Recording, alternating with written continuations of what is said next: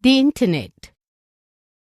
The seed of the Internet was planted in 1969 when the Advanced Research Projects Agency (ARPA) of the United States Department of Defense began connecting computers at different universities and defense contractors. The resulting network was called Advanced Research Project Agency Network (ARPANET). In the beginning, ARPANET was a large network serving only a handful of users, but it expanded rapidly. Initially, the network included 4 primary host computers. The Internet acts as a carrier for several different services, each with its own distinct features and purposes.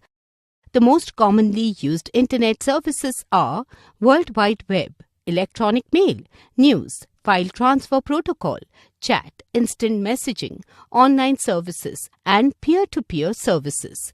January 1st, 1983 is considered the official birthday of the Internet.